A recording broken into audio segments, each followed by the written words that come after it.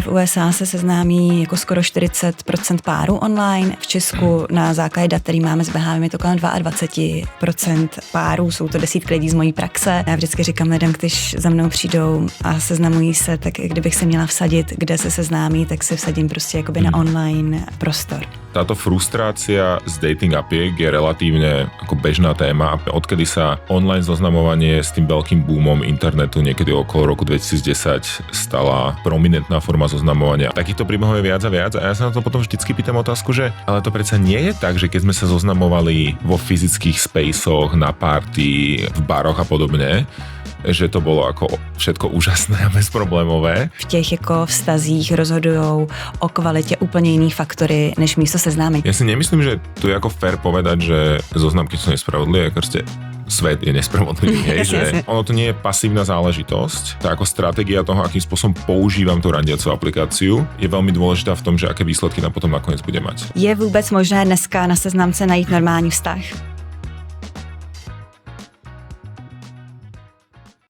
Díky, že posloucháte tento podcast a patříte mezi lidi, které zajímají vztahy a chtějí na sobě pracovat. Obzvlášť děkuji všem, kteří tento projekt podporují na Hero Hero, Forendors a Patreonu. A taky budu moc vděčná, když kdekoliv, kde tento podcast posloucháte, tak dáte odběr nebo podcast ohodnotíte, napíšete komentář, protože to hodně pomáhá dostat podcast mezi více lidí. A taky se na vás těším osobně, buď na mých setkání Moderní lásky, nebo 15. června děláme první podcastovou party v Operu, kde se budeme bavit o tom, co je důležité v seznamování a ve vztahu ve 21. století. Tak přijďte. Dneska mám velkou radost, protože je tu se mnou Milan Kovačič, ex-CEO globálních dating appek Zoe a Search a je to jeden z mála lidí v Česku, na Slovensku nebo tady v našem regionu, který má opravdu jako hlubokou expertízu ohledně toho, jak fungují seznamky. O téhle expertíze jsem mluvila i ve Forbesu a Deedside a jsi studovala na Oxfordu, že jo, stejně jako já, ale trošku později než já. Takže mám velkou radost, že tu se mnou dneska seš. Ahoj. Ja som rád, že sa znovu vidíme a ďakujem za pozvanie. My se dneska budeme bavit o tom, proč seznamky někdy můžou být frustrující, že seznamky nefungují pro každýho stejně, jestli tam můžeme najít nějaký vztah a hlavně hodně prakticky, jak si udělat dobrý profil a jak využít to, co o seznamkách víme z tvojí zkušenosti, z výzkumu, proto abychom ty seznamky mohli používat efektivně. No ja sa na to veľmi teším a tým, že som ako niekoľko rokov ránoval globálne zoznamky, tak mám aj prístup k dátam, ktoré normálne nie sú verejne dostupné, tak snáď budem schopný pomôcť aj s tými profilmi. Super, super. Já mám velkou radost. My dokonce máme od vás posluchačů reální profily ze seznamek, na který s Milanem koukneme a dáme k tomu zpětnou vazbu, takže věřím, že tam bude hodně inspirace pro vaše seznamování. Tak jo, a začneme konkrétním příběhem. Na seznamku jsem šla s tím, že je to dnes normální způsob, jak někoho potkat, ale po pár měsících mám spíš pocit, že je to druhá práce bez výsledku. Chvíli si s někým píšu intenzivně a vypadá to slibně a pak bez vysvětlení zmizí nebo se po fajn rande už nikdy neozve. Často vůbec nevím, kdo chce vztah a kdo jen pozornost a co je fejkový profil. Unavuje mě, jak rychle člověk získá pocit, že je jen zboží v nějakém e-shopu s láskou. Mám pocit, že musím být milá, vtipná, krásná a zároveň se nic nebrat osobně, což dohromady skoro nejde. Nejhorší není ani samotné odmítnutí, ale ta nejasnost, ghosting a komunikace, do které nikdo nedává moc energie. Postupně jsem začala pochybovat sama o sobě, i když rozumavě vím, že ten problém není ve mně. Partnera pořád chci, ale samotné online seznamování ve mně čím dál víc vyvolává frustraci a vyčerpání. Je vůbec možné dneska na seznamce najít normální vztah? Takže Milane, je možný dneska na seznamce najít normální vztah? No tak ja mám normálny vzťah so zoznamky. Super, tak to je výborná zkušenosť. Takže asi skôr hej, ale takto ja ako táto frustrácia z dating appiek je relatívne ako bežná téma ako pomerne dlho, hej, že odkedy sa online zoznamovanie s tým veľkým boomom internetu niekedy okolo roku 2010 stala najprv veľmi prominentná forma zoznamovania a potom ako distinct číslo 1, tak takýchto príbehov je viac a viac a ja sa na to potom vždycky pýtam otázku, že ale to predsa nie je tak, že keď sme sa zoznamovali, ja neviem, proste vo fyzických spaceoch, na party, v baroch a podobne, že to bolo ako všetko úžasné a bezproblémové. No to zoznamovanie asi ako má v sebe formu odmietnutia, ono nás to vždycky nejakým spôsobom asi trochu ako tlačí do toho, aby sme sa pýtali otázky, či sme teda ako good enough. Ono je to v konečnom dôsledku ako nejaká forma open marketu a s tým sa podľa mňa tieto ako problémy a príbehy viažu inherentne, že ja napríklad teraz ako rewatchujem Sex and the City a oni tam teda ako fakt online zoznamovanie ako o tom ešte nepočuli, že sa točilo v 90-tych. Ale teda problémy mali úplne rovnaké. Tak ja si ako hovorím, že či to nie je zoznamovanie samo o sebe a proste funguje to rovnako bez ohľadu na to, či je to online alebo offline alebo kdekoľvek inde.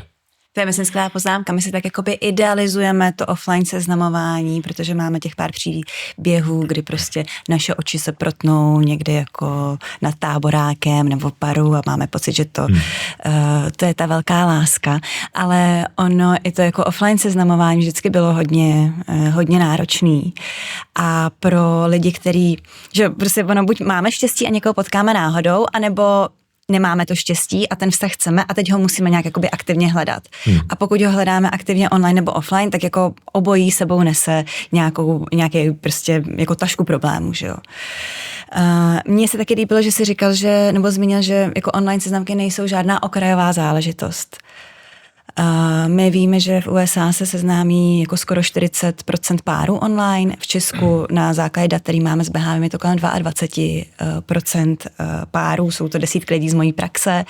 Já vždycky říkám lidem, když za mnou přijdou a seznamují se, tak kdybych se měla vsadit, kde se seznámí, tak si vsadím prostě jakoby na online prostor.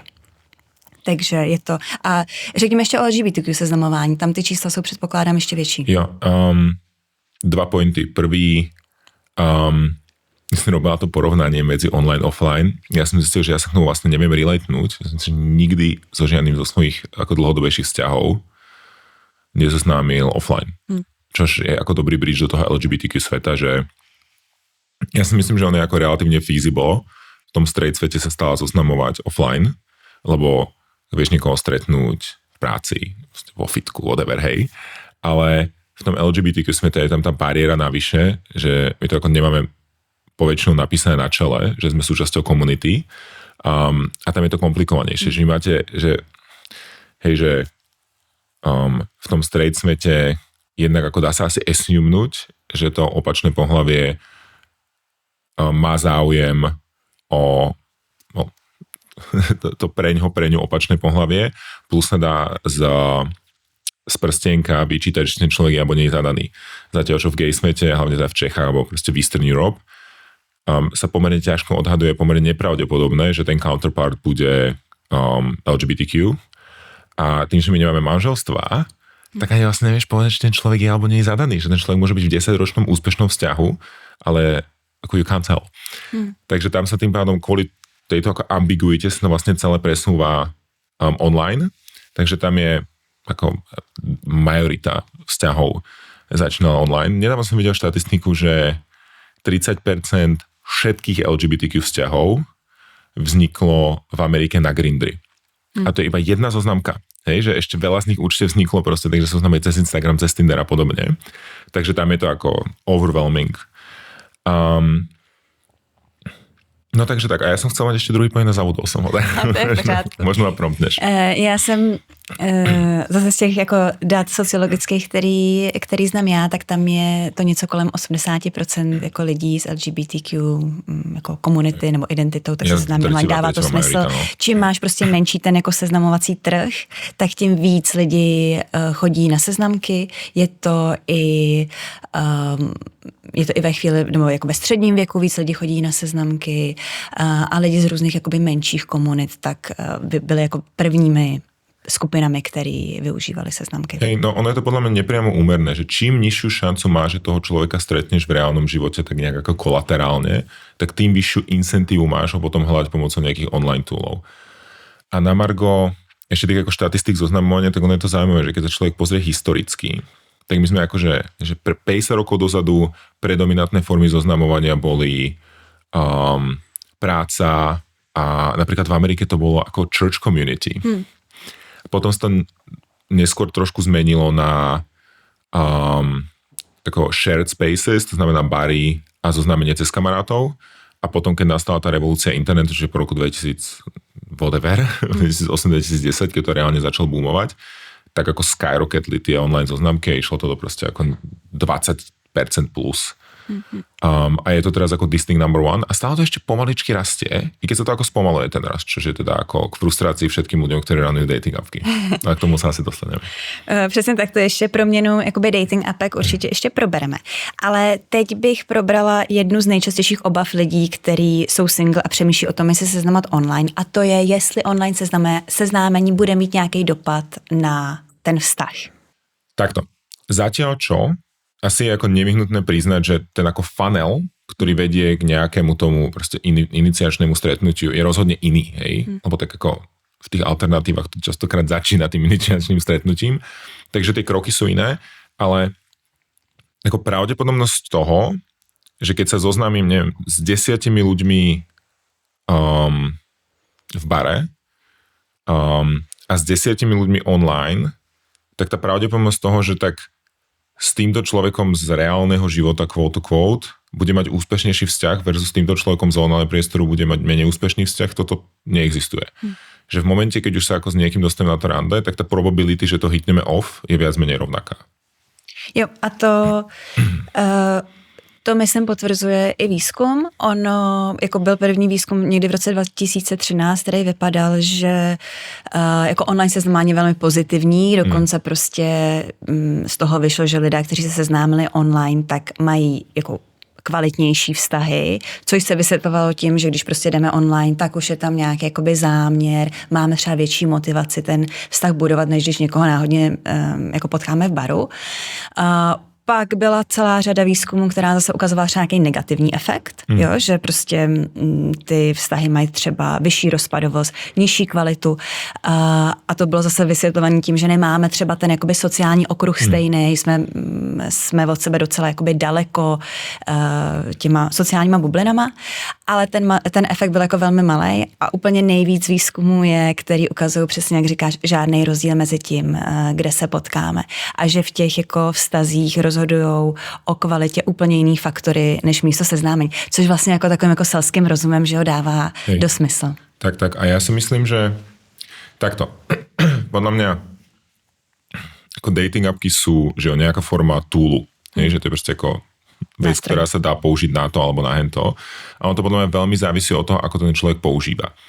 Že, a teraz ako dáme na chvíľočku stranou ten ako CEO expert hat a dostaneme sa do takého ako personálneho spaceu. Ja napríklad, keď sa zoznamujem, tak môj approach je stretnúť čo najviac ľudí za čo najkratší čas. Okay. A za mňa je to ako numbers game, hej, že ja mám takú ako osobnú štatistiku, že ako 1 z 50 ľudí, ktorých stretnem, bude significant niečo. Hej, a teraz akože môže to byť nejaký ako great lovership, alebo proste fantastic romance, alebo ako boyfriend na niekoľko rokov. A mne napríklad hrozne vyhovuje, že ja som schopný ísť cez ako pomerne veľké množstvo ľudí, ktorých viem ako vyfiltrovať spôsobom, ktorý mne vyhovuje. A to teraz nie je nevyhnutne iba o tom, že si nastavím filter na Tinderi, to je o tom, že keď pôjdem napríklad na Raya, tak tam je úplne iná komunita, ako bude na Tinderi alebo ako bude na Grindri. A toto mne príde neuveriteľne efektívne na to, aby ja som vedel naplňať ten svoj funnel, aby som potom ako eventuálne na tých rande zistil, či s tými ľuďmi vibím alebo nevibím.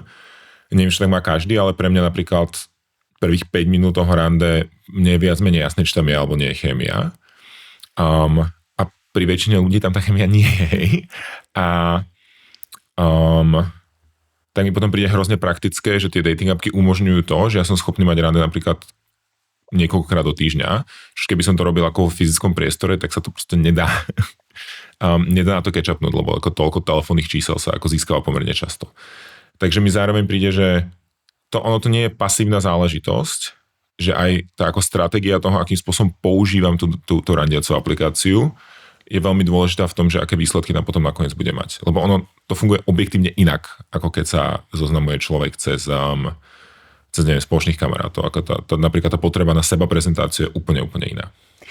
Mně přijde důležitý tu apku používat právě jako nástroj na to jako propojení, ale brát to tak, že ten vztah právě vzniká v tom jako reálném životě. Takže jako super využití pro to, jako dostat se s někým na to fyzické jako setkání, že? Protože přesně jak říkáš, jako potkat tolik lidí v tom jako offline světě je fakt jako náročný, ale nemůžeme na tu apku klást ten nárok, že tam prostě jako vytvoříme vztah nebo že odhadneme tu chemii. No to se nedá. Prostě spíš jen tak jako filtrujeme. Na to je nejak zaujímavá vec. Možno sa eventuálne dostaneme ako k budúcnosti dating apiek, ale podľa mňa existujú ako dva také veľké gaby v tom, v čom tie dating apky sú fakt reálne ako neoptimálne zatiaľ. Jeden je ten gap na začiatku, to, kde ja potrebujem ísť cez niekedy stovky profilov a swipenúť doľava doprava ako caveman, namiesto toho, aby som tam mal nejaké AIčko, ktoré mi to prefiltruje. Toto je jeden problém, že tam je ako neuveriteľné množstvo práce a to vlastne hovorila aj tá poslucháčka, že it's a full-time job, right? A podľa mňa, že 80% toho effortu je nájsť tých ľudí napísaním tú iniciačnú správu a prejsť tých povinných 5 správ, ktoré sú viac menej vždy rovnaké. To je ten prvý veľký gap. A druhý veľký gap je na konci, že predtým, ako ja toho človeka stretnem, tak tie informácie, ktoré v tom 2D svete, na tom malom monitore, som schopný narvať do toho profilu, sú hrozne nedostatočné. Že tam je extrémne množstvo body languageu, nejakého proste takého akože osobného pôsobenia, to ako ten človek vyzerá v tom 3D svete, ako sa hýba, ako má mimiku, gestiku. To sú hrozne dôležité veci na to, či tam je alebo nie je tá chémia medzi nami. A toto je niečo, čo na tej dating appke neviem urobiť. A tam sú podľa mňa, aj to teraz tak ako trochu tak ako throw forward, tam sú podľa mňa dve technológie, ktoré oba tieto problémy vedia vyriešiť a closenúť tie gaby tak, aby tie dating appky boli reálne efektívne. Ale pokiaľ sa k tomu dostaneme ako ľudstvo, tak to use musíme substituovať tým, že no, tak ako treba do toho investovať ten čas a naučiť sa, že akým spôsobom tých ľudí selektovať, že napríklad viem, ktoré veci fungujú pre mňa a nefungujú. Podľa mňa nie je nič zlé na tom, keď človek nemá vysokú školu. Ja mám veľmi nízku šancu, že s tým človekom bude vibiť na nejakej ako romantickej úrovni a napríklad na konci toho funnelu ja to neviem robiť inak ako tak, že toho človeka čo najrýchlejšie dostanem von, to je presne to, čo si hovorila ty, a potom za prvých 50 minút vidím, že či ako tam máme šancu alebo nemáme. A keď nemáme šancu, tak je podľa mňa ako ja mám pocit, že som fair, zaplatím kávu a poviem, hey, you're a nice guy, it's not gonna work. A čím sa človek ako efektívne vyhne tomu ghostingu. Jo. A myslím, že to je asi i něco, co v rámci toho online seznamování musíme přijmout, že tam ta jako neúspěšnost pro nás bude relativně vysoká, protože zatímco, když někoho pozveme na rande v tom jako offline světě, tak už právě máme ty informace trošku o nějaké jako chemii nebo nějakým nonverbálním jako našem napojení. Takže ten jako odhad, jestli budeme kompatibilní nebo ne, jestli tam nějaký jako to napojení bude, tak je takový jako jistější. Zatímco prostě v tom online tohle to vůbec nevíme, takže a myslím, že jako naprosto většina lidí se stane, že se jako vidíme a během jako 30 sekund, minuty víme, hele, jako tady mi pšenka nepokvete. Exactly. A to je podľa mňa presne spôsobené tým, že ten online svet, ako sme už spomínali, umožňuje targetovať veľa ľudí, ale to podľa mňa pretože tie checks z tej chémie sa stavajú relatívne neskoro v tom procese. Hej, že ty akoby otočíš tú logiku, že kedysi, keby to bolo 200 ročia dozadu, proste pred online zoznamovaním, to bolo tak, že som sa ako najprv rozprával s tým človekom, najprv som ho videl v 3D svete a až potom som ho pozval na rande. Zatiaľ čo dneska je tak, že ja sa s ním najprv rozprávam, viem o ňom pomerne veľa, ale tie akože chémia, čeky sa plne, ono nejaké sa dajú urobiť aj z fotky, hej, ale že fully sa stanú až keď sme na tom prvom rande, že akoby otočí tú logiku a preto ja som schopný hrozne veľa ľudí narvať do toho funnelu, ale potom ten filter sa deje neskôr. A že podľa mňa presne z tejto ako inej logiky pochádza veľa tej frustrácie, z toho ako nepochopenia toho, že je to trade-off. Že som schopný dostať viacej ľudí, ako trade-off toho, že ale ta neúspěšnost neskôr v tom procese bude vyššia. No a taky se budeme bavit o tom, že možná tenhle ten jako problém, že moc lidí nebo ta schopnost vlastně získat jako hodně lidí na ty rande, tak to není pro všechny uživatele úplně stejný, že jo. Jsou nějaký lidi, pro který je to naopak hodně náročný. Ano. Ale pojďme ještě teď zůstat obecně u seznamek. Co myslíš, že jsou prostě největší výhody online seznamování?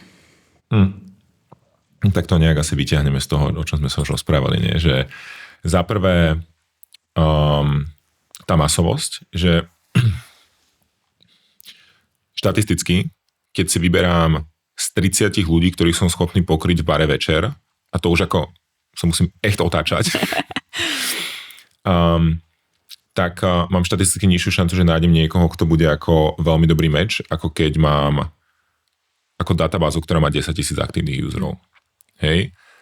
A že teraz to sú veľmi praktické veci. Viem nájsť niekoho, kto má veľmi podobné životné skúsenosti ako ja. Hej, chodil na rovnakú školu, žil v podobných krajinách, má rád rovnakú muziku a že ten prienik, tá pravdepodobnosť toho prieniku s tými vecami, ktoré sú pre mňa dôležité, robí šport napríklad, je ďaleko vyšší, pokiaľ mám viacej ľudí. Štatisticky. Čiže toto je podľa mňa jedna vec, že pokiaľ sa tie túly používajú efektívne, tak mám lepšiu šancu, že nájdem niekoho, kto do nejakej miery vibe s tými vecami, s ktorými vibím ja. A potom ja mám pocit, že sa to dá tak nejak ako robiť kolaterálne, že ja napríklad, keď som randil, a to už ako pár rokov dozadu, tak mne skutočne stačilo to tak ako nejak povsúvať pomedzi tie ako iné veci, ktoré som robil v dni, lebo dá sa otvoriť dating appka v rámci 10 minút, keď mám commute break, alebo mám pauzu medzi meetingami, odpísať 5-6 ľuďom. Zatiaľ, čo keby som sa chcel akože intenzívne zoznamovať v reálnom svete, tak potrebujem dedikovaný čas na to, kedy to budem robiť. Takže podľa mňa ako tá efektivita teoreticky na to, keď chcem nejakých ľudí dostať so mnou na kávu, je tiež možno trochu vyššia. Čiže tie akože časové náklady mi prídu celkom ako efektívne. No a potom, že tak ako pre mňa, ako pre LGBTQ je to ako výrazne jednoduchšie tým, že mi to ako preselektuje tých ľudí, ktorí sú ako interested in my gender.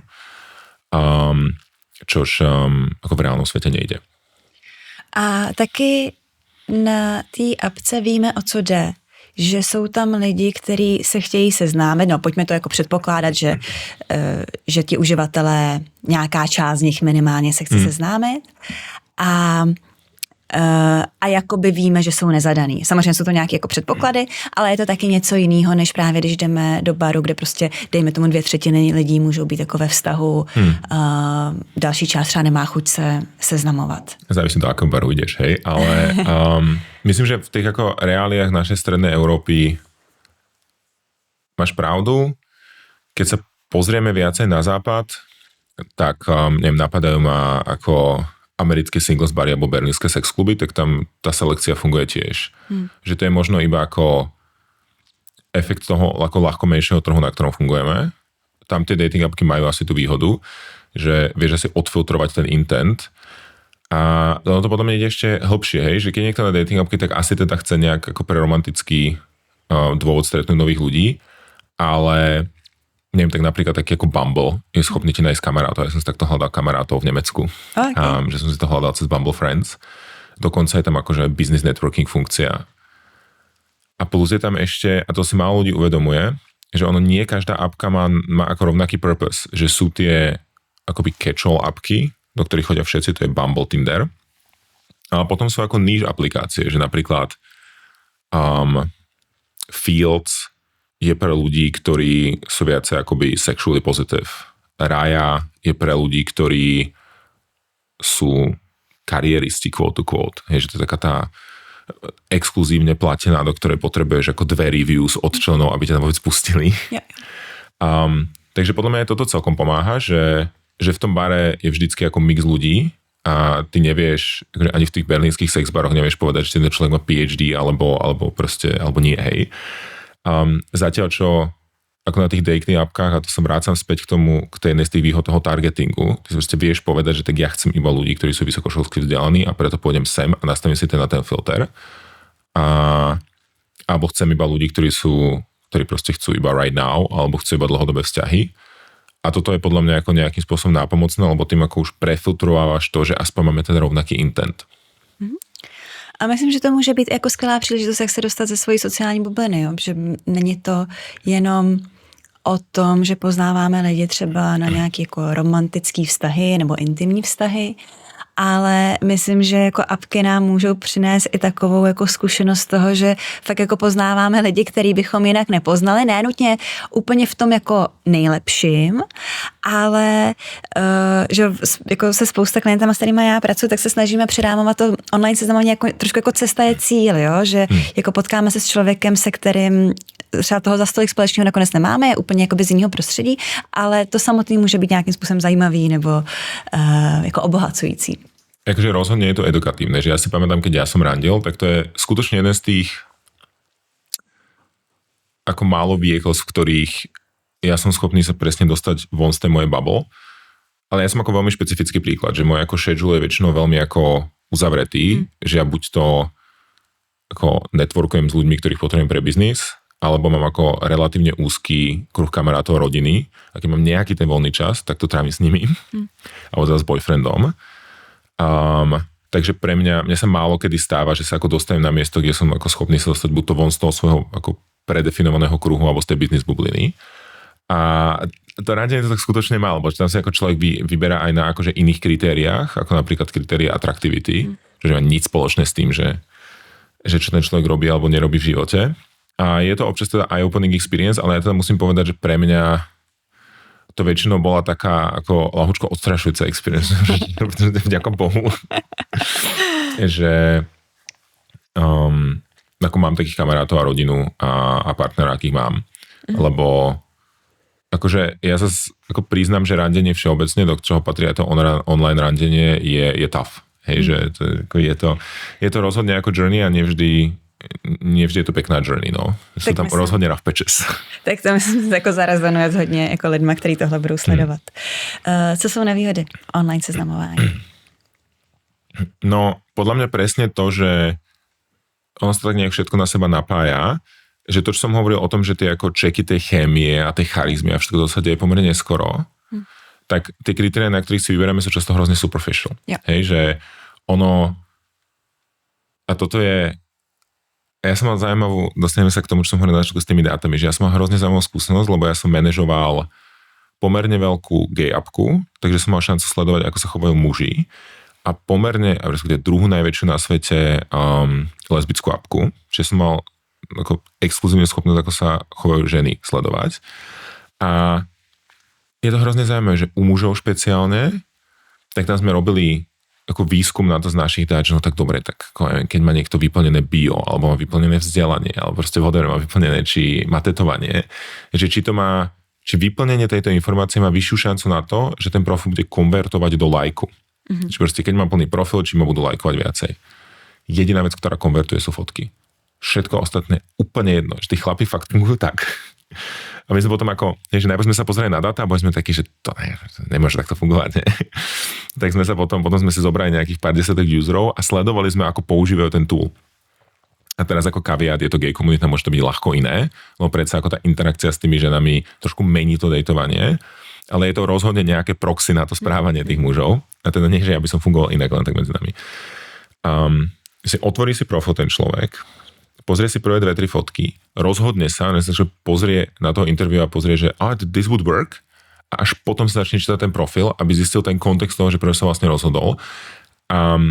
Skoro nikdy sme nevideli prípad, že by sa mu nepáčili fotky, prečo by si niečo v profile povedal si, dobre, hej, že proste máme rovnakú školu. Proste nepáčili sa mi fotky, čau.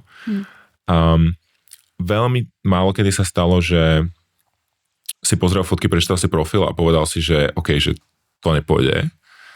Že fakt konvertovali fotky a dokonca to bolo tak, že my sme mohli mať maximálne 6 fotiek a rozdiel medzi ako 3 a 4 fotkami napríklad už tiež bol úplne jedno. Že tí ľudia sa fakt rozhodujú na plných 2-3 fotkách.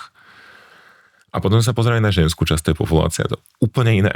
Že tam som mal pocit, že tie fotky boli taký ako iba check toho, že to fakt nie je katastrofa, že proste bol nejaký threshold, pod ktorý už tie ženy boli také, že toto nie, že to je úplne jedno, čo to je za človeka, proste it just doesn't work.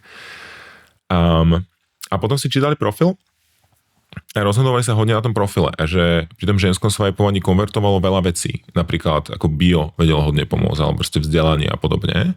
Hudba napríklad konvertovala, že keď tam človek môže mať niečo do Spotify, tak tomu, že I also listen to this, he's gonna be cool. A to im prišlo hrozne zaujímavé, ten ako iný behavior. Yep. že keby som si robil ženský profil napríklad na Tinderi, tak by som sa asi ani úplne neobťažoval tam ako vypimpiť tie detaily. Zatiaľ, čo keby som si robil mužský profil, tak som sa sakra pozor na to, aby som mal všetko vyplnené. A dokonca potom aj to správanie s tým, ako tí ľudia sa správajú po tom meči, že keď dostane meč, tak muži dosť často sa pozrú, že že OK, is this person? A napíšu nejakú generickú správu typu hey, what's up? Zatiaľ, čo ženy mali o mnoho väčšie tendencie sa vrátiť k tomu profilu, prečítať si to a nájsť niečo, čo je ako spoločná referencia.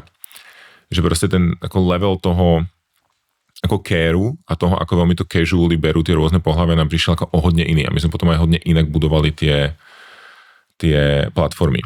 Čiže toto mi príde ako trochu nevýhoda, že to podľa mňa tlačí hodne do tej ako superficiality. Že tým, že ten človek nemá šancu použiť tú svoju charizmu alebo mať ako plný rozhovor, tak je to potom hodne o tých fotkách alebo o proste pár snipletoch textu, ktoré dosť často môžu byť veľmi flat.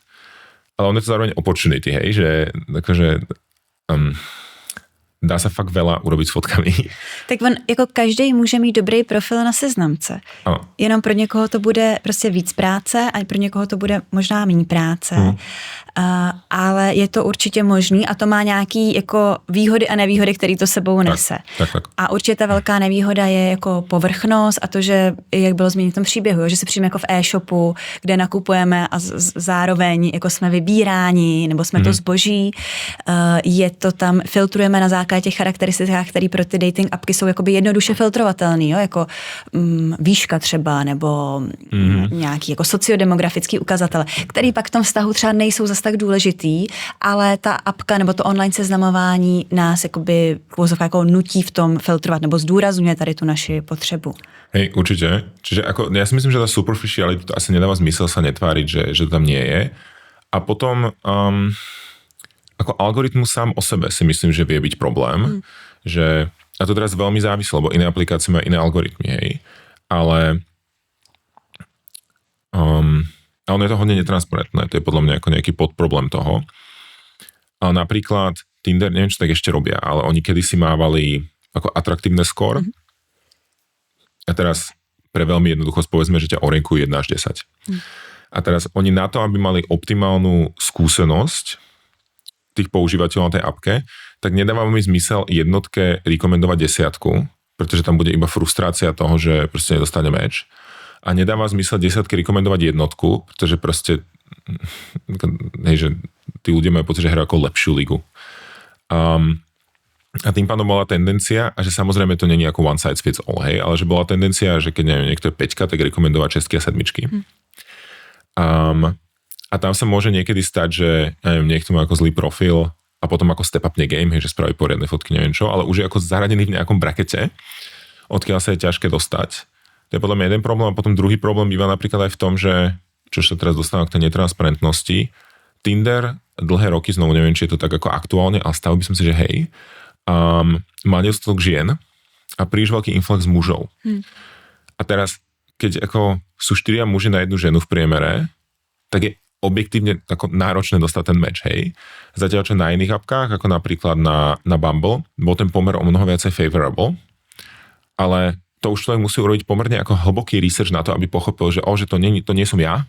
Yep. Proste ako objektívne toto je ako apka, kde je ako aktuálne marketplace, na ktorom je pretlak mužov. Jeden proste ako pri veľká ponuka, pri nízky dopyt, no tak proste je hrozne náročné tu uspieť. Takže to je podľa mňa ďalší problém, že to je ako transparentnosť toho, že prečo je človek neúspešný, je hrozne nízka. Lebo ako v normálnom svete dostane feedback od toho partnera nejaký, alebo mám šancu dostať feedback, zatiaľ čo tuto aj ten feedback od toho partnera vlastne nie je celá tá informačná báza, pretože ja nikdy od tým nedostanem feedback, že prečo tak je, lebo to je ako business secret. Jo, tak jsem jako v rámci nějakého trhu, ale vlastně nevím pořádně, jak ten trh funguje. Presne tak. Alebo že či má aktuálne krízu toho, že tam je proste ako nedostatok niečoho. Niekoho. Co bezpečnost online seznamování? Hodně lidí si jako stěžuje, že na apky nechce jít, protože buď tam má nějakou špatnou zkušenost s obtěžováním, nebo jako je tam, já mám pocit, že jako v posledních letech tam jako obrovský nárůst různých jako romantických skemů. Je tohle nějaká nevýhoda? Hele, je to boj. My sme s týmto, takže takto. industry s týmto má hrozný problém. My sme s tým tiež strašne bojovali. A ono je to ako objektívne náročné vyriešiť. Predtým sa dostanem do detailu, tak ja by som mal ako rád poznamenal, že ono to je zase problém všade. Hej, že nikde nie je napísané, že ten týpek v bare po 3-4 drinkoch sa k vám bude chovať pekne. Hej, že ja som mal ako zlé skúsenosti v randením predtým, než som začal online randiť. Aj potom, alebo respektíve, ja som mal asi rok predtým, než som začal online randiť, ale ako ľudia všeobecne mávajú dobré skúsenosti aj tak. Takže ja sa nemyslím, že je to ako up-specific a myslím si, že ako existujú túly alebo stratégie, ako sa postarať o to, že budem asi nejako 100% bezpečný, ale tak bezpečný, ako to len ide. Viem, že Tinder sa partneroval, oni sa tuším volajú Moonlight alebo Blue Light alebo niečo také, čo je ako nejaká funkcia, ktorú oni majú priamo v appke, ktorá mi pomáha ostať safe. My sme tiež mali nejaké takéto featurey na Zoe, ale podľa mňa sú aj pomerne ako jednoduché veci, ako to spraviť. Typu proste tak spravím si video call, keď mám pocit, že ten človek je ako nejaký fishy, alebo si vypýtam socials a tak tam už vidím, že keď má proste 5000 followerov, tak asi nebude úplne fake a podobne. Ale podľa mňa je to o tej koncentrácii, že keď mám proste tak veľké čísla, že my sme napríklad Zoe a Search ako na vrchu svojej slávy, keď som ešte z časov, kedy ja som tam bol, možno sa im teraz darí lepšie, to už neviem, mali skoro 1 000 000 monthly active users. A keď je tam toľko userov, tak sa tam nevyhnutne nejaký scam stane. Že s tým sa ako nič nedá, respektíve dá sa to minimalizovať, ale proste, že so many people, že aj keď je tam pomerne nízka pravdepodobnosť, tak sa to deje. A teraz bojovať s online fakeami, keď si ako online dating company, je hrozne komplikované, že my sme napríklad sa stretávali so situáciami, kedy sme ako prišli na to, že máme ako fake farm attack, niekde z Thajska, lebo my to máme takúto funkciu, že sa vieš verifikovať, to má veľa apiek. A nám tam chodili fotky s ľuďmi, ktorí majú normálne ako office ústrižky, všetci rovnaké na verifikačné fotky. Alebo sa nám stávalo, že od nás akože niekoľkokrát za rok chcela brazílska polícia dáta, pretože niekto niekoho skemol, alebo niekto niekoho proste ako ohrozoval na zdraví. A časť tej komunikácie, ktoré mali, bola na tej aplikácie, tak oni keď to vyšetrovali, tak chceli tie dáta od nás. Že takéto veci sa ako unfortunately dejú, ale znovu, že no to nie je také, že pokiaľ budem mať ako rande in real life, tak budem safe. Ja si myslím, že to je ako keď stretávam nových ľudí, no tak musím byť o niečo opatrnejšie, ako keď stretávam ľudí, ktorých poznám. A tým, že, a to sme sa znovu už bavili, že tým, že tie online appky dávajú tú ako obrovskú power stretnúť veľa nových ľudí naprieč sociálnymi kruhmi, tak tamto riziko sa nejakým spôsobom správa inak, ako keď ma niekto zoznámi s kamarátom kamaráta, ktorý už je nejakým spôsobom ako vetted cez ten sociálny, cez to nejaké sociálne sito. Jak můžu já zvýšit svoji bezpečnost během online seznamování? Na co si mám dávat pozor? Co mám dělat?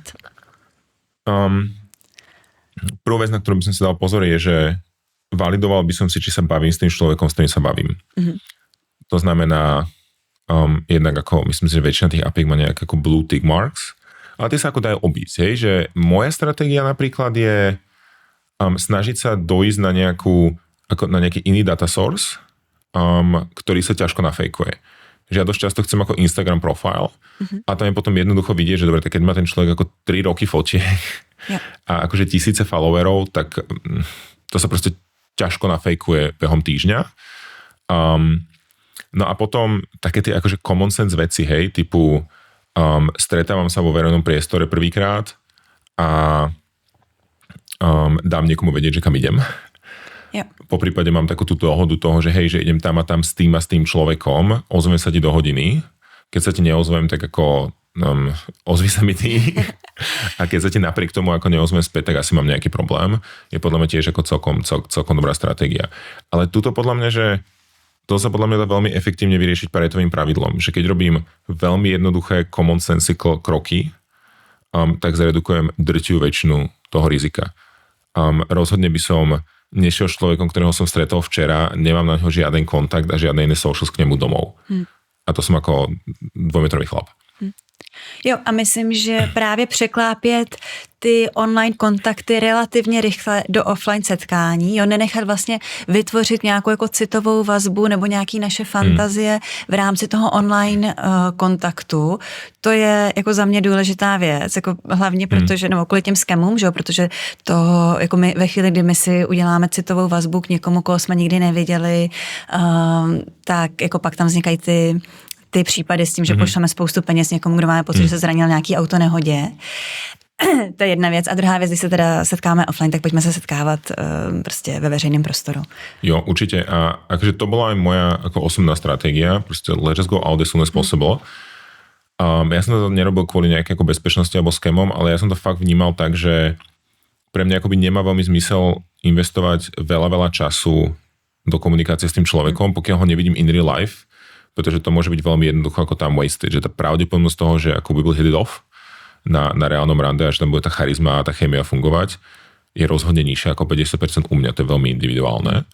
A tým pádom mi vôbec nedávalo zmysel s tými ľuďmi ako ďalej baviť. A som taký, let's go out. Že mi sa veľakrát stalo, že som mám pocit, že ako tá online persona toho človeka a že niektorí ľudia teda ako dajú extrémne množstvo energie do tej online persony, bola ako vynikajúca. A potom som sa videli naživo, som taký, že No, tak myslím zase celkem běžná zkušenost. Jakou změnou prošly dating apps za poslední 2 dekády? Pomerne dramatickou, ale zároveň teda budem tvrdiť, že, a to je ako my opinion, hej, že ako, napriek tomu, že je to edukovaný opinion, tak ako na to sa názory líšia. Ja si myslím, že to industrie je pred disruption, a o to sa môžeme, z náhodou teraz píšem článok, takže o to sa môžeme tiež porozprávať, ale to je ten future looking, ale ten ako backwards looking. Takže už sme sa bavili o tom, že sa to presunulo online s tou revolúciou internetu. A ten prvý krok boli niečo ako online inzeráty, že v princípe sa iba sa presunuli... Prostě anonce, že jo, jak jsme měli, veš 35 hledá, veš 20 až 30. Že presne tak, ako to kedysi bolo v novinách, tak potom sa to presunulo online, že jo.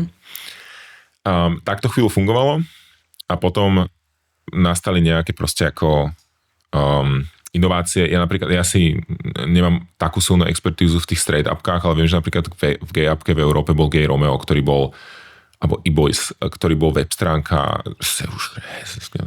koľko som mohol mať, 15 rokov, že proste, čo už je ako fakt nejaká doba. eBoys si pamatuju i ja. Ako. Hej, on stále existuje mimochodom, ale už to není taký lively marketplace, ako to bylo kedysi. A toto chvíľu fungovalo s tým, že sa to ako pretransformovalo z tých inzerátov na ten akože máme tam profily a tie profily nejak ako enkapsulujú tých ľudí, že bolo to také ako niečo ako proste Facebook profile a bolo to ako o niečo richer. No a potom prišla tá revolúcia tých apiek. Tuto napríklad, že Grindr bol hrozne early to the market, že to spravil človek, ktorý sa volá Joel a to akože je extrémne well off. A on sa rozhodol, že proste toto stretávanie gejov v reálnom svete je hrozne otravné, tak to teda vyrieši a spraví tú apku pre seba a dneska je to ako 4 biliónová company, a respektíve pred rokom to bola 4 biliónová company, teraz sme nejaký 1,2 bilióna market capu. A veľmi ako skoro za tým vznikol Tinder, ktorí ako urobili geniálnu inováciu s tým, že identifikovali, že ten problém s tým mužsko-ženským randením je ten ako opt-in, že pre kontext Grindr, tým, že je to ako jednostranný marketplace, môže fungovať tak, že to len muži, môže kľudne fungovať tak, že mám grid profilov a môže napísať komukoľvek, lebo tým mužom to až tak veľmi nevadí. Zatiaľ, že ženy bývajú o mnoho selektívnejšie v tomto a preto ten swiping mechanizmus bol ako viral growth pre Tinder, hej? A teraz akože skopírovali všetci a stále to kopírujú.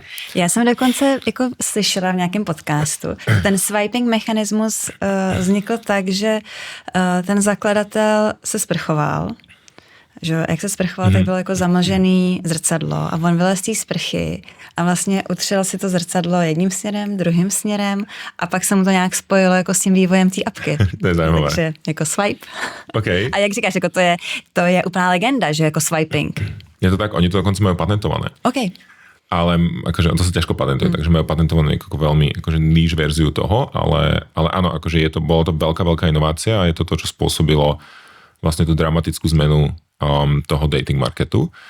No a odtedy sme sa paradoxne až tak nepohli, že akože jediný ďalší krok, ktorý sa stal od toho swipingu, bola personalizácia, ale to sa stalo všade, vo všetkých appkách je personalizácia, proste ránuje nejaké AIčko vzadu a rozhoduje, že ktorá karta bude ďalšia.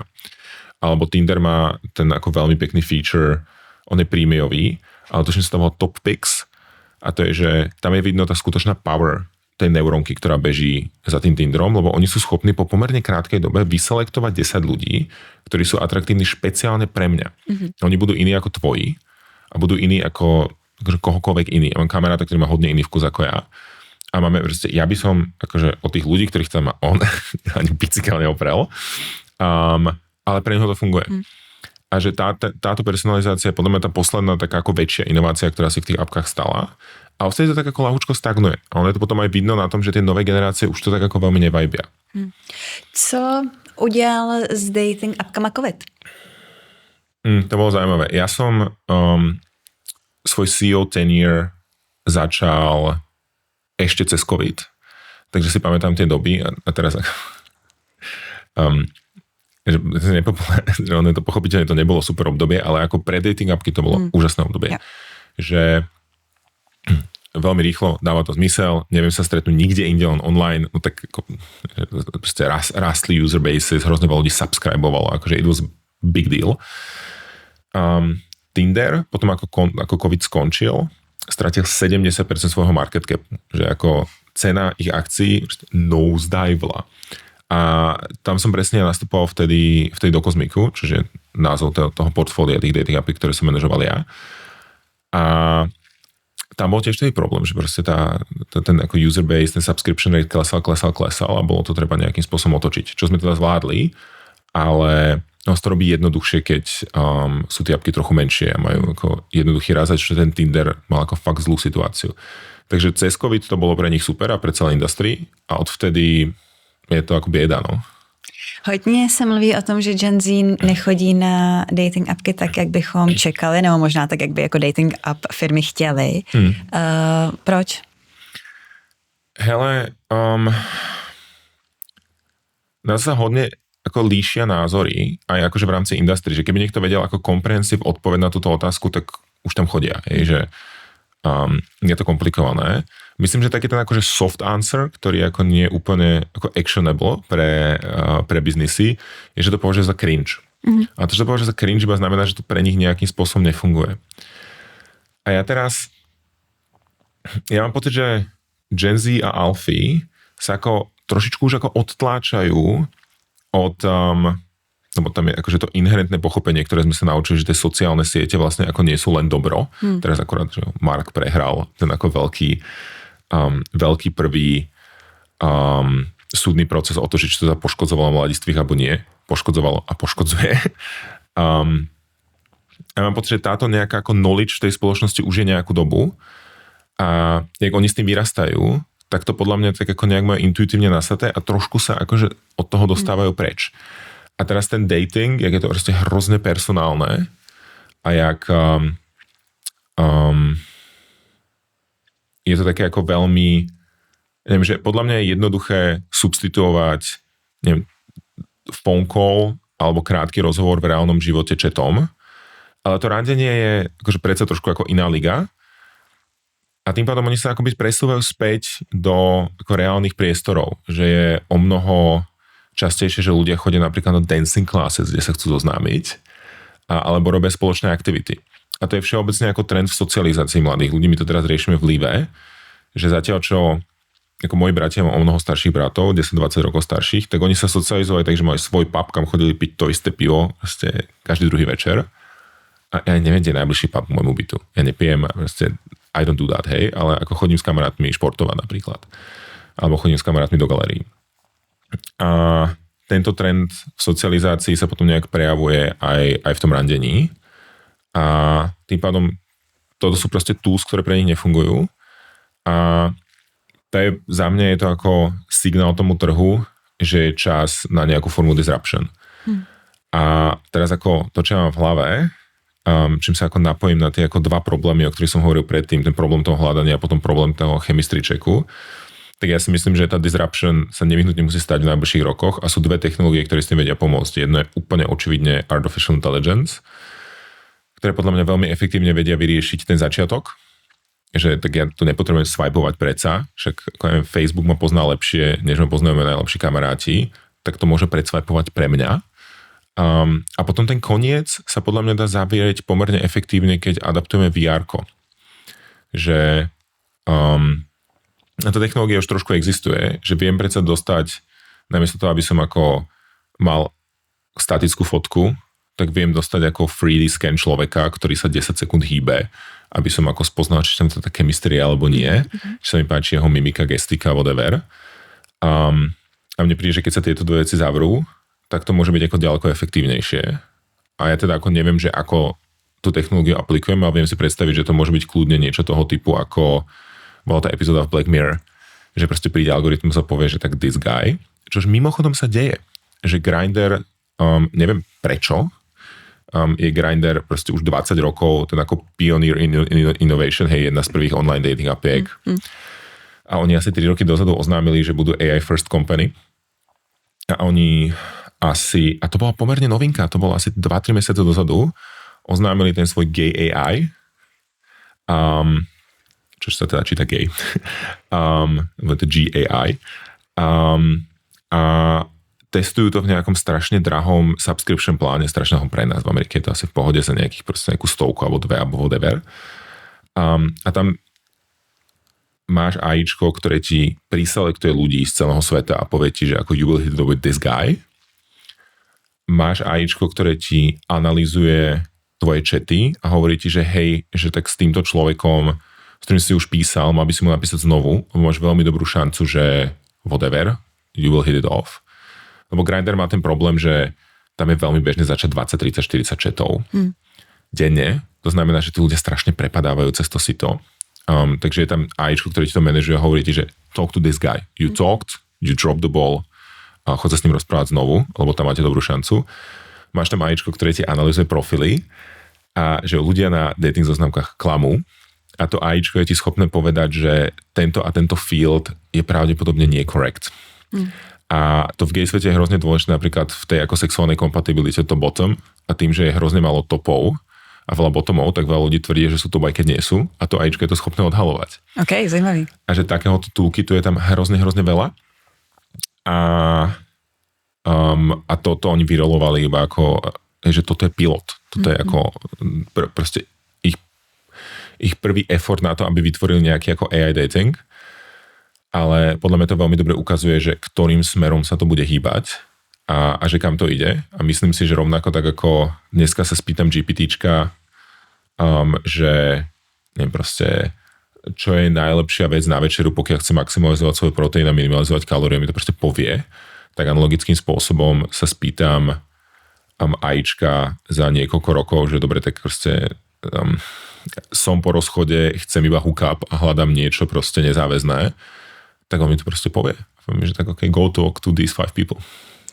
A jako já si z toho beru to, že byť máme možná jako kolektivní frustraci z těch dating apps a třeba Gen Z tam nechodí tolik, jak bychom čekali, tak rozhodně se nedá říct, že to nějak jako končí a že online seznamky nefungujou nebo že zmizí. Naopak je to spíš nějaký signál, teda, že ty seznamky se budou jako vyvíjet, ale pořád, pokud se chceme seznámit, tak jako dává smysl dát pozornost dating apps. No tam je tá výhoda toho, že to není mutual exclusive.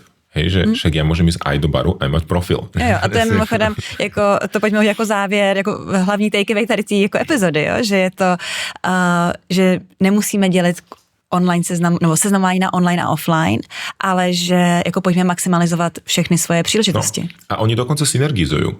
Že, tak ja neviem, keď som si s niekým písal, zvlášť akože v tých menších mestách ako Praha, tak keď som si s niekým chvíľu písal na zoznamke, a potom toho človeka vidím v bare, tak je o mnoho jednoduchšie toho človeka approachnúť byť taký, že hej, we texted.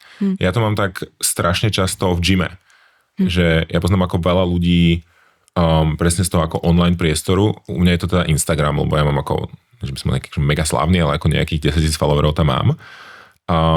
a mne ako často ľudia nejak napíšu a vymeníme si 2-3 správy, lebo sa ma pýtajú nejaký content alebo niečo toho typu a potom ich niekde vidím in real life a potom je to zrazu o mnoho jednoduchšie, že tie dve veci synergizujú dokopy a nedáva zmysel proste ako, hej, že tak ako, asi by som skúsil každú cestu paralelne a ono keď nič iné, tak z toho bude nejaké, tak sa tam niečo naučím.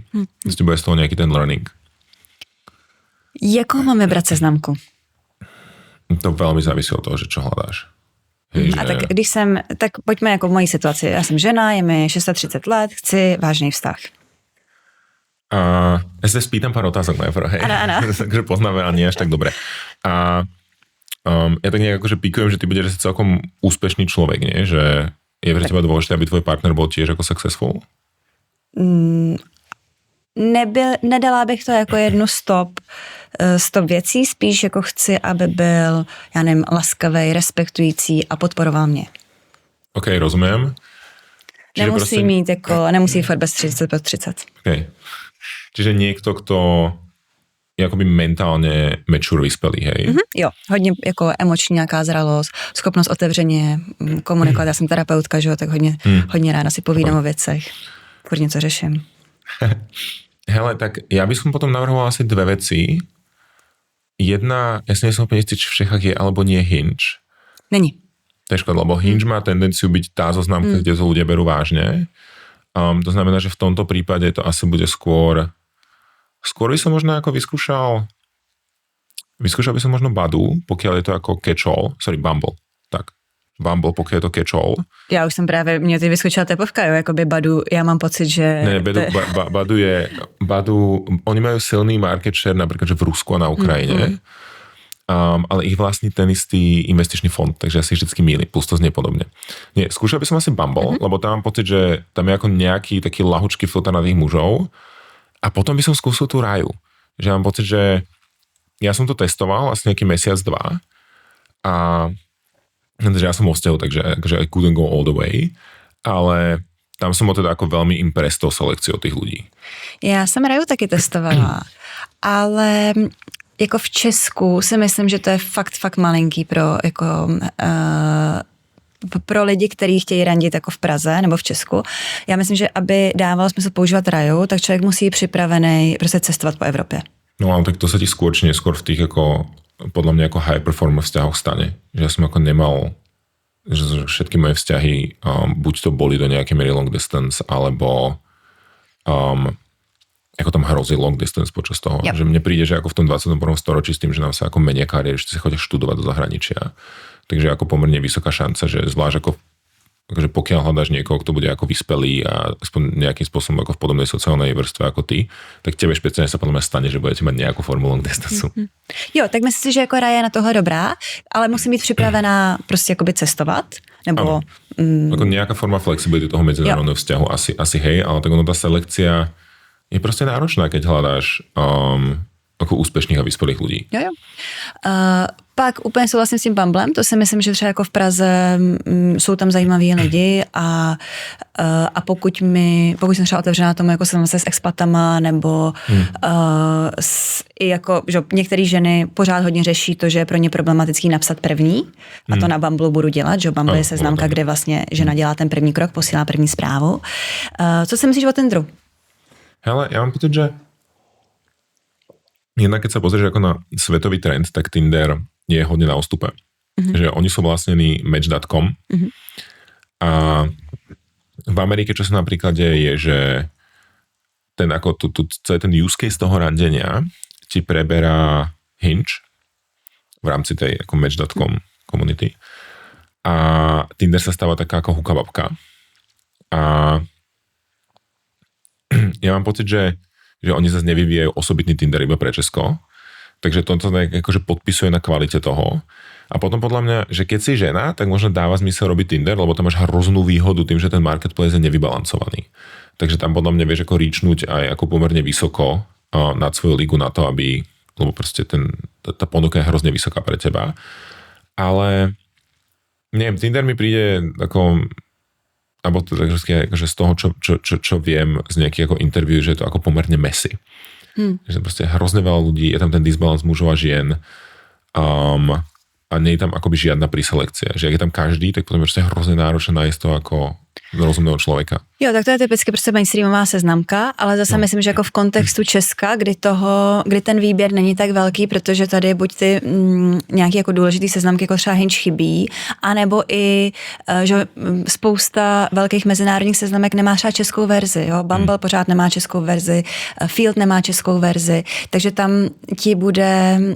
tam je pořád jako relativně malé množství uživatelů. V Praze to ještě nějak jde, nebo když jsi žena, tak to nějak jde v heterosexuálním seznamování, ale ve chvíli, kdy jsi mimo Prahu a kdy jsi muž, tak jako tam ten jako výběr je pak velmi malý. To si myslím, že se rozhoduješ mezi jako Tinderem, Bumblem, Badoo, možná Facebook seznamkou, jo, když jsi třeba ve středního věku, Elite Date a tak. Ale ja by som že keby som bol muž, tak by som asi Tinder až tak neriešil, presne kvôli tomu problému s tým, že koľko je tam žien. Že ja si myslím, že keď som muž, tak a znovu, to nie je one or the other, ale že rozhodne by som nemal len Tinder a testoval by som, či nemám lepšiu konverziu aj na Bumble. Aj na Bumble. A potom ako v dnešnej dobe jeden z najväčších kompetitorov Tinderu je Instagram. Že to je že extrémne powerful.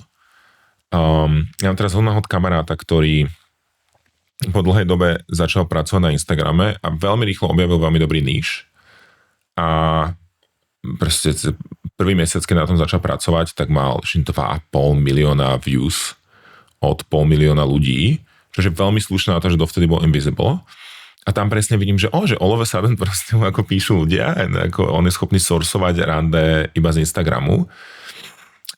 Takže to je podľa mňa ako tiež celkom ako efektívny spôsob. Ten na trhu to vyzerá, že je to pomerne obľúbený spôsob, ako si hľadať tyto ako leads for dates. Tak ona konec konců, když se bavíme o Gen Z, tak ona jako zůstává, co se seznamování týče v online prostoru, ale jako nechodí tolik na ty mainstreamové dating appky, jako třeba Tinder nebo Bumble, ale seznamuje se právě přes sociální sítě, přes gaming, nebo přes různý prostě jako online komunity. A to je, myslím, něco, co jako pojďme využít taky, jo? Pokud teda se chceme seznámit a chceme maximalizovat nějak své možnosti, tak právě jako sociální sítě nebo různý online komunity můžou být jako to místo, kde někoho potkáme. Teraz mi napadá celkom nová paralela, že podľa mňa taký ekvivalent toho, ako Gen Z a Alfy vnímajú ako ten mainstreamový online dating, ergo cringe, je podobne ako my vnímame dať si, ako neviem, teletext inzerát. Že dal by si teletext inzerát? To fakt nedal teletext inzerát. A oni podľa mňa veľmi, ako niekde týmto smerom, ten vektor bude podobný, budú vnímať ten ako online dating na Tinder. It's just not, že to proste není ich generácia. A ja si preto myslím, že vždy to tak je, že s novou technológiou prichádzajú nové adaptácie tej technológie.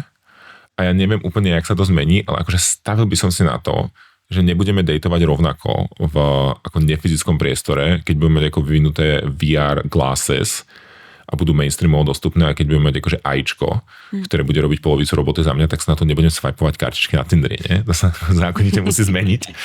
A myslím si, že táto zmena bude urobená takým spôsobom, lebo tak ako biznis to tak potrebuje, aby zaujala ako Alfy a Gen Z. Mám za seznamování platit? Myslíš, že když teda mám Bumble, tak si mám zaplatit jako prémiový členství? Nebo Tinder? A to veľmi závisí od toho, že ako veľmi solventný ten človek je. Že mne príde, že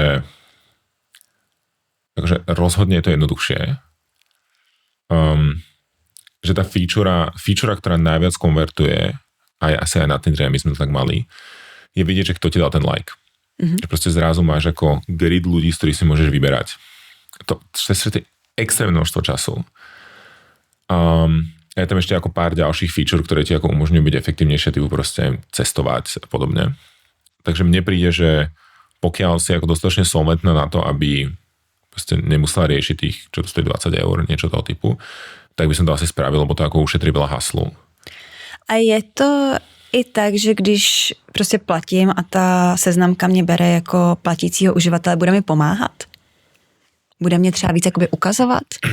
Hele, toto neviem, lebo to je akože už pomerne ako hlboko v tom secret. Z takého akože outside pohľadu, tak mám pocit, že Tinder napríklad tých ako paid users v nejakej verzii, ktorú ja som testoval asi rok dozadu, teda preferoval. Hlavne v tých ako top picks sa zvykne ako pomerne často vyskytovať. Ale on to zase nemôže robiť veľmi, hej, že ten ako subscription rate na Tinderi je cez 10%. To znamená, že to by ako musel každého 10. človeka preferovať, a keď preferuje každého 10. človeka, tak už tam ako není až taký silný ten preferential treatment, hej. Čiže typol by som, že možno trochu, ale nebude to žiadna veľká dráma. Plus, ak sa nemýlim, tak Tinder má na to priamo feature, nie? Že on má tie boosty a tým pádom ako keď chceš preferential treatment, tak sa zapad boost. Jo. A to ťa potom ako objektívne ukáže proste 4-násobku profilu alebo niečo toho typu. Ale takto rozhodne to pomôže, že aj na Grindri to ako strašne pomáha byť visible viacerým ľuďom. Hej, že je to ako pomerne powerful, že to je ako incentíva tých dating appiek urobiť tú experience platenú takú dobrú, aby som ten človek nechcel odchádzať. A teraz ako tá investícia tých, že tak neviem, ako, jak dlho budem na randiacom markete, ako pár mesiacov, tak sa fakt dostaneme na ako pár stovák.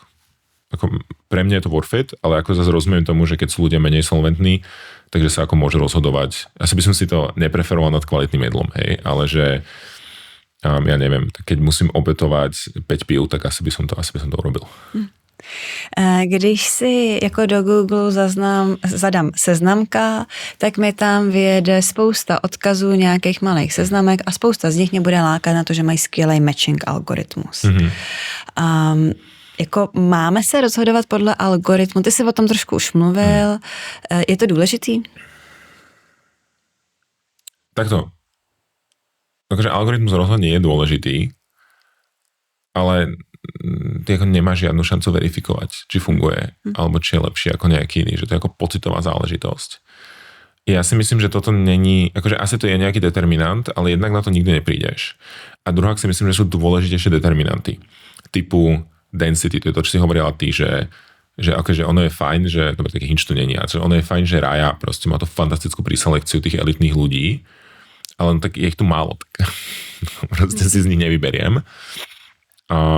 Že density je počet lidí, ktorí na tých seznamce sú. Tak, že tá density je rozhodne dôležitá. A potom čo je dôležité hlavne pre ten ako heterosexuálny svet, je ten pomer mužov a žien. Že to je úplne jedno, aký máš skvelý algoritmus, keď tých mužov je tam raz toľko, tak to je taký handicap, ktorý máš ako muž, že ten algoritmus to ako nemá ako vytiahnuť, hej? Že on tam proste nevymyslí tie ženy, keď tam nie sú. Takže mi príde, že toto by som až tak neriešil, že riešil by som, že je tam dostatočne veľa ľudí, sú tí ľudia dostatočne aktívni a ten pomer ako mužov a žien mi príde teda akože extrémne dôležitý. Jo, tak ono to taky těžko zjistíme, protože samozřejmě tohle není v zájmu seznamek úplně transparentně komunikovat. Víme, že jako na Tinderu to není úplně hit paráda, asi na Bumble je to lepší, ale jak je to třeba na nějakých menších českých seznamkách jako Elite Date nebo Facebook seznamka nebo já nevím Badu, jo, tak tam prostě všechny seznamky mají problém s tím v rámci heterosexuální seznamování tam jako získávat ženy, hlavně mladé ženy. Je to tak, ale zase by som to ako uplatňoval to Paretovo pravidlo, že ešte by som tak ako 20% effortu na 80% cieľu. Že ty ako nepotrebuješ posúdiť všetky tie zoznamky, tie fakt stačia, to je ako top 3, hej, lebo potom už, keď pôjdeš nižšie, tak začneš narážať na tú densitu. A vieme, že Tinder je na tom biedne, lebo proste sa o tom hodne píše. Oni to nejak fixujú, mali akože majú ženského CEO a akože they're trying. Vieme, že ako Bumble, ktorý je ako dizajnovaný na ženy, to robí ako relatívne slušne, že to ako ženy zvyknú používať viacej, tak už iba tento insight mi podľa mňa môže ako ušetriť fakt veľa práce. Jo.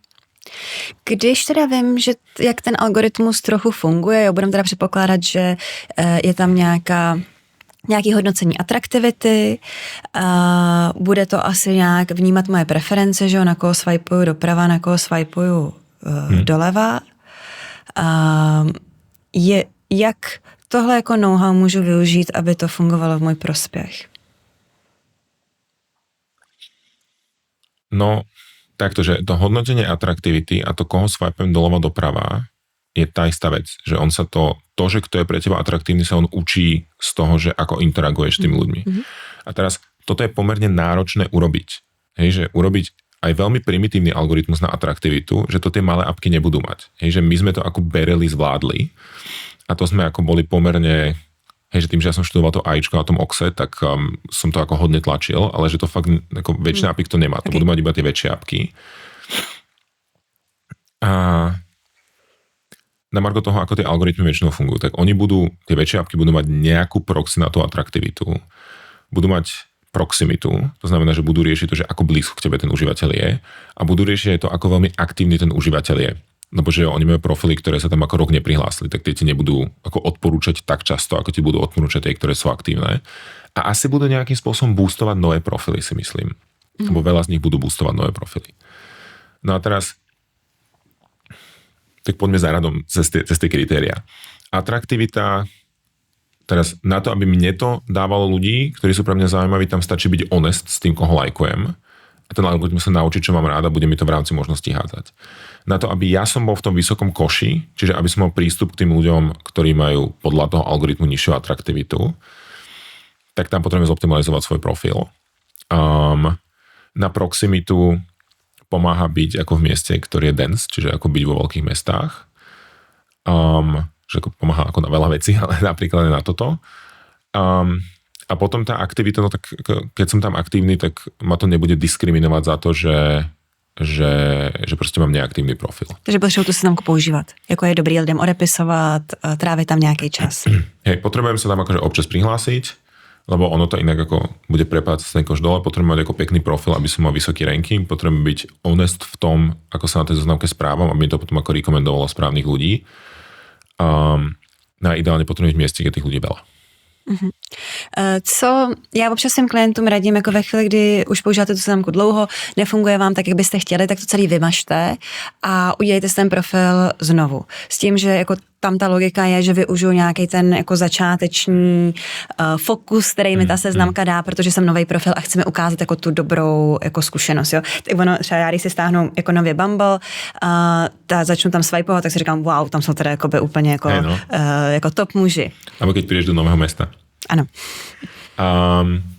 No to si myslím, že zase nie je to ako one size fits all, ale myslím si, že pre veľa zoznamiek to fungovať bude, lebo veľký ako pokles v retencii, čiže ten ako problém udržať toho užívateľa je dosť často v deň 1. Takže oni v deň 1 jednak ešte ako ti neukázali všetky tie dobré profily. Druhá, oni nemajú žiaden dôkaz toho, že ako nemáš vysoký atraktívny skôr, takže oni budú asi v tomto optimistickí a budú ťa hádzať do vysokého koša defaultne. Takže to ako iniciačne môže pomôcť. Ale myslím si, že ako dlhodobo to nie je riešenie, pokiaľ niečo ako nezmeníš na tom, ako sa na tom buď chováš, alebo aký máš profil. Čiže keby som to mazal, tak už by som ako asi sa snažila niečo ako zmeniť. Jo. Taky jsme to párkrát zmínili, že ty apky jsou prostě jako neférový, jo? Že nefungují pro všechny lidi stejně a že jako naše zkušenost bude jiná, když bych byla muž, který mu je 23 a žena, který je, já nevím, 26 v heterosexuálním seznamování, tak ta naše zkušenost bude prostě jiná, protože pro muže bude extrémně těžký jakoby se seznámit, obzvlášť pokud nevypadám nějak jako klasicky nebo stereotypně atraktivně. A jako žena, my jsme třeba dělali výzkum s kolegyní, to bylo z české seznamky jsme měli data a tam se ukazovalo, že prostě jakoby ženy právě někdy kolem jako 25, tak měli takový jako pík, jo, že prostě je oslovali muži mezi jako 20 a 30 v obrovský míře, ale zároveň jich tatínci. Takže jako na těch seznamkách, a to takhle jim to asi zřejmě fungovalo i v reálném životě, takže na těch seznamkách bylo málo a když na té seznamce byli, tak se tam moc dlouho neohřáli. No, ja si nemyslím, že tu je ako fair povedať, že zoznamky sú nespravodlivé, ako proste svet je nespravodlivý, hej, že ono, keď ako potiahneme tú story trošku ďalej, tak myslím, že na to je tiež pomerne ako veľa výskumu, tak ono sa to potom otočí eventuálne. Že ako byť muž v 35-ke je ako dosť pohode v heterosexuálnom svete, zatiaľ čo byť žena v 35-ke single je ako pomerne náročné. Takže ako it changes, hej. A že napríklad, keď sa pozrieme na dating pre ako trošku starších ľudí, tak tam ten pomer ako žien a mužov je surreálny. Proste akože násobne viacej žien, ktoré sa snažia nájsť si partnera po 50-ke.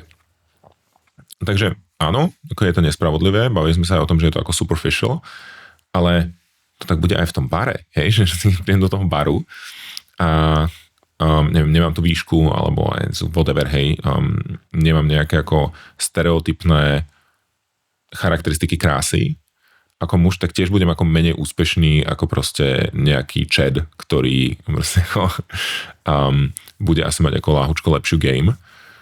A analogickým spôsobom, že však preto napríklad niektoré kluby, ten celkom bežne na západe, a myslím, že aj tu som to už videl, majú iné entry fee pre ženy a pre mužov. Tí muži platia, ženy nie. Alebo ženy to majú zadarmo neviem, proste prvých niekoľko hodín majú ešte welcome drink, pretože je ako fakt ťažké tie ženy tam dostať. Alebo majú ako door policy, kde regulujú koľko mužov pustia a ženy a podobne. Takže ja si nemyslím, že to je ako, že na tých online zoznamkách je to veľmi viditeľné, lebo si to viem pozrieť kedykoľvek, keď sa pozriem do telefónu, čo je stále. Ale tá realita je taká aj vonku z tých zoznamok, ako je to menej koncentrované, ak to skúsim s 5 krát denne, ale raz za víkend, tak to vnímam inak. Ale tá realita je ako konzistentná podľa mňa. Jo. Ale myslím, že jako v tom z toho můžeme k sobě čerpat nějakou laskavost, že skutečně jsme někdy v nějaké situaci, která je objektivně náročnější. A že to není náma nutně prostě jako jednotlivcema, ale že nějakým způsobem funguje ten jakoby seznamovací trh a ta naše zkušenost se bude proměňovat na základě toho, kde v tom jako trhu jsme. Ale jak jsme taky jakoby říkali, často to vlastně nevíme. Áno, tak ono to nie je ďaleko podľa mňa ako taký veľmi cynický pohľad na vec je taký ten kapitalistický. Okay. Hej, že ak tak proste niečo ponúkam a som schopný za to ako bartrom dostať niečo iné. A v momente, keď chcem za to ako bartrom dostať niečo ako hodnotnejšie, čiže ťažšie na tom trhu zohnať, no tak musím proste niečo viacej ponúkať. Jo. A neviem, že takto ako nevyhnutne funguje, veľa ľudí subscribeuje nejakému ako ideálu o mnoho ako efemérnejšiemu, ale do nejakej miery to takto fungovať bude a myslím si, že na tých ako marketplaceoch, na tých apkách je to pomerne transparentné, že ako pre veľa ľudí to takto reálne funguje. A ono jako často v rámci heterosexuálního seznamování jako ženy říkají, že to mají jako složitější než muži a muži říkají, že to mají složitější než ženy a myslím, že všichni to mají složitý jenom jiným způsobem, jo? Ženy často řeší nějaké jako zahlcení, nějakou jako sexualizaci, bezpečí toho seznamování a muži častěji řeší to, že vlastně jim nikdo nedává žádnou odezvu a že to je jako velmi frustrující, že prostě dostat se na nějaký rande pro hodně mužů je vlastně jako celkem náročná zkušenost. To, jak jsme se tady bavili o tom, že jako je to velmi efektivní, člověk může jít na 3 rande týdně, to jako platí pro nějakou úzkou skupinu uživatelů. Jo? Je tam prostě hrozně jako velký ocas lidí, kteří tuhletu zkušenost nemají. A muži jsou i častějšími jako oběťmi různých skemů. Okay. Takže je to prostě v něčem náročný. Ještě se o seznamkách často říká, že jako uživatelé a seznamky nemají stejný cíl. Uživatel tam jde za tím, aby prostě se seznámil a seznamky tam chtějí toho uživatele dlouho jakoby udržet. Že jejich cílem je prostě udělat tu seznamku spíš jako adiktivní, než úspěšnou. Na druhou stranu, jako asi tam potřebuješ nějaký úspěch, že jo, aby tam lidi pořád chodili. Tak jak se o tom jako v industrii uvažuje? A tohle vůbec není všechno. S Milanem si dál povídáme na Hero Hero, Forendors a Patreonu o tom, jak udělat dobrý profil, na co se dávat pozor u fotek a jak napsat dobrý popisek. Taky si projdeme konkrétní profily, který jste mi vy poslali a mrkneme na fotky a bio a řekneme si úplně specificky, co tam zlepšit. A taky s Milanem budeme diskutovat, jestli se dneska vyplatí za seznamku platit.